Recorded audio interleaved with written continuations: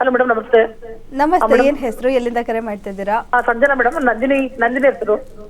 Okay, ಯಾರ ಬಗ್ಗೆ ಕೇಳಬೇಕು? ಡೇಟ್ ಆಫ್ ಬರ್ತ್ ಹೇಳಿ. 10/12. ಓಕೆ. 10/12/2013. ಓಕೆ. ಟೈಮ್? ಹುಟ್ಟಿದ್ದು ಮಧ್ಯಾಹ್ನ 2:36. ಶಿವಮೊಗ್ಗ ಮೇಡಮ್.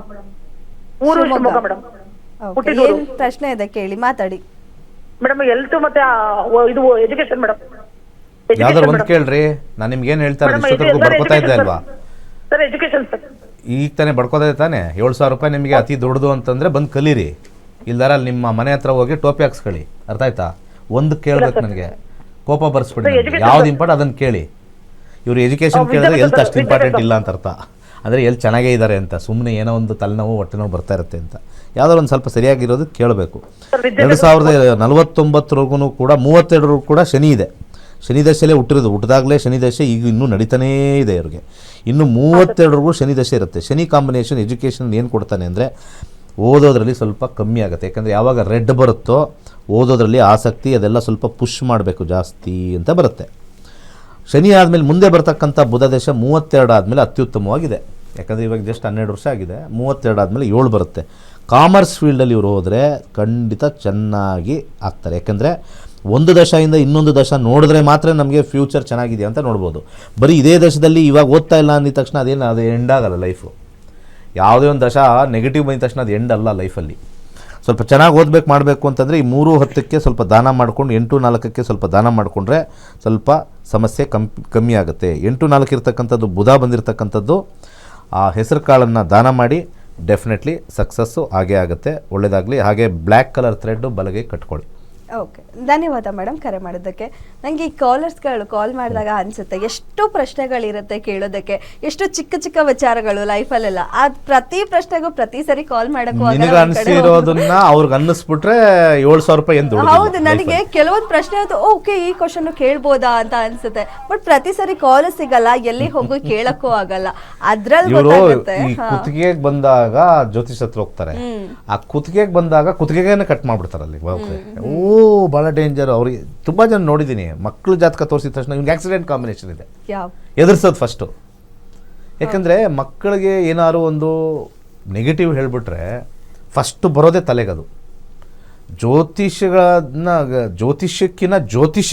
ನಂಬ್ತಾರೆ ಜಾಸ್ತಿ. ಫಸ್ಟು ಹೇಗೆ ಮೋಸ ಆಗ್ತಾ ಇದೆ ಅಂತಂದರೆ, ಫಸ್ಟ್ ಎಂಟ್ರಾದಾಗ ಜ್ಯೋತಿಷ್ಯನ ನಂಬಲ್ಲ ನೀವು, ಜ್ಯೋತಿಷಿಗಳನ್ನ ನಂಬ್ತೀರಾ.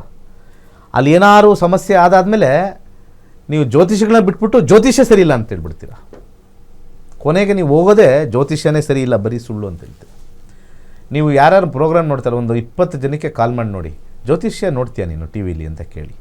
20 ಜನಕ್ಕೆ ಮಾಡಿ, 15 ಜನ ನಿಮಗೆ ತಲೆ ಕೆಟ್ಟಿದೆಯಾ ಅಂತಾರೆ. ನಿಮ್ಗೆ ಒಂದೇ ಒಂದು ಮಾತು ಹೇಳೋದು, ತಲೆ ಕೆಟ್ಟಿದೆಯಾ ಅಂತ. ಅಂಥ ಪರಿಸ್ಥಿತಿಗೆ ನಾವು ಹಿಂದೂ ಧರ್ಮದಲ್ಲಿ ಇದ್ದುಕೊಂಡು ದೇವ್ರ ಹತ್ರ ಹೋಗ್ತೀವಿ, ಗ್ರಹಗಳನ್ನ ಬೈತೀವಿ. ದೇವ್ರ ಹತ್ರ ಹೋಗ್ತೀವಿ, ಜ್ಯೋತಿಷ್ಯನ ಬೈತೀವಿ. ಇನ್ನು ದೇವರೇ ಗ್ರಹಗಳನ್ನು ಸೃಷ್ಟಿ ಮಾಡಿರೋದು, ಅದನ್ನು ಬೈಕೊಂಡು ಹೋಗ್ತಿರಲ್ಲ, ಎಲ್ಲಿಂದ ನಿಮ್ಗೆ ಆಶೀರ್ವಾದ ಸಿಗುತ್ತೆ? ಎಷ್ಟು ಜನ ಕಾಮೆಂಟ್ ಹಾಕ್ತಾರೆ, ಜ್ಯೋತಿಷಿ ಅದು ಸುಳ್ಳು, ಇದು ಸುಳ್ಳು, ಇದು ಸುಳ್ಳು, ಅದು ಸುಳ್ಳು ಅಂತೆಲ್ಲ ಹೇಳ್ತಾನೆ ಇರ್ತಾರೆ. ಕಾಮೆಂಟಲ್ಲಿ ಅದು ಕಾಮನ್ ಆಗಿ ಬರ್ತಾ ಇರುತ್ತೆ. ಸೊ ಜ್ಯೋತಿಷ್ಯ ಇರೋದು ಇದು ದುಡ್ಡು ದಂಧೆ ಅಂತಾರೆ. ಯಾವ ಬಿಸ್ನೆಸ್ ದಂಧೆ ಇಲ್ಲ. ಹೋಟ್ಲ್ ರೇಟ್ ಜಾಸ್ತಿ ಮಾಡಿದ್ರು ಹೋಗಿ ತಿಂತಾರೆ. ದೊಡ್ಡ ಯಾವುದೋ ಒಂದು ಬ್ರ್ಯಾಂಡ್ ಎಲ್ಲ ಹೋಟ್ಲ್ಗೆಲ್ಲ ಹೋಗ್ಬಿಟ್ಟು ದುಡ್ಡು ಎಲ್ಲ ಹಾಕಿ ಎಲ್ಲ ತಿಂತಾರೆ. ಒಂದು ಮಸಾಲೆ ದೋಸೆಗೆ 300 ರೂಪಾಯಿ 400 ರೂಪಾಯಿ ಕೊಟ್ಟು ತಿಂತೀರ. ಅವ್ನು ದುಡ್ಡು ಮಾಡ್ತಾ ಇದ್ದಾನೆ ಅಂತ ಹೇಳಲ್ಲ. ಯಾಕೆ ಹೇಳಿ? ಅದ್ಯಾಕೋ ಜ್ಯೋತಿಷ್ಯನೇ ದುಡ್ಡು ಮಾಡ್ತಾರೆ. ಯಾರು ಜ್ಯೋತಿಷ್ಯದಲ್ಲಿ ದುಡ್ಡು ಮಾಡಿ ಒಂದು 1,000 ಕೋಟಿ 100 ಕೋಟಿ ಆಗಿದೆ? ಯಾರ್ದು ಆಗಿಲ್ಲ.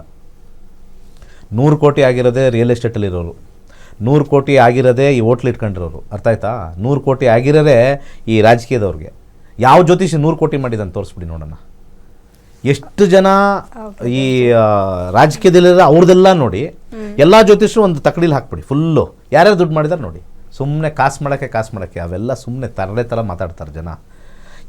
ಇದರಲ್ಲಿ ಕಾಸು ಇದ್ದಿದ್ರೆ ಎಲ್ಲ ಇದಕ್ಕೆ ಬರೋರು. ಇಷ್ಟು ಕರಿತಾ ಇದ್ದೀನಲ್ಲ, ಒಂದೇ ಒಂದು ಮಾತು ಎಲ್ಲರಿಗೂ ಹೇಳ್ತೀನಿ, ಇಷ್ಟು 7,000 ರೂಪಾಯಿ ಜ್ಯೋತಿಷ ಹೇಳ್ಕೊಡ್ತೀನಿ, ಇದರಲ್ಲಿ ಕಾಸಿದೆ ಅಲ್ವಾ? ಹೇಳ್ತಿಲ್ಲ, ಕಮೆಂಟಲ್ಲಿ ಹೇಳ್ತಿರಲ್ಲ ಕಾಸಿದೆ, ದುಡ್ಡುಗೋಸ್ಕರ ಮಾಡ್ತಾರೆ ಅಂತ. ಆ ದುಡ್ಡುಗೋಸ್ಕರ ಮಾಡ್ತಾ ಇದ್ರೆ ದುಡ್ಡಿದೆ ಅಂತ ನೀವು ಅಂದ್ಕೊಂಡ್ಮೇಲೆ ನೀವು ಯಾಕೆ ಬರ್ತಾ ಇಲ್ಲ ಇಲ್ಲಿ ದುಡ್ಡು ಮಾಡೋಕ್ಕೆ? ಅಷ್ಟು ಈಸಿ ಅಲ್ಲ. ಜ್ಯೋತಿಷ್ಯದಲ್ಲಿ ದುಡ್ಡು ಅಷ್ಟು ಈಸಿಯಾಗಿ ಬರಲ್ಲ. ಎಲ್ಲೋ ಬೆರಳೆಣಿಕೆ ಒಂದು 4-5 ಜನ ಈ ಮೋಸ ಮಾಡಿ ದೇವ್ರ ಪೂಜೆ ಮಾಡಿ ಲಕ್ಷಾಂತರ ರೂಪಾಯಿ ಹೊಡಿತಾ ಇದ್ದಾರೆ. ಅಲ್ಲೂ ಕೂಡ ಶಾಸ್ತ್ರನ ಉಳಿಸ್ಬೇಕು ಅನ್ನೋ ಕೆಲಸದಲ್ಲಿ ನಾನು ನಿಂತಿದ್ದೀನಿ ಅಷ್ಟೇ. ಒಳ್ಳೆಯದಾಗಲಿ. ಸರ್ವೇ ಜನ ಸುಖಿನೋ ಭವಂತು.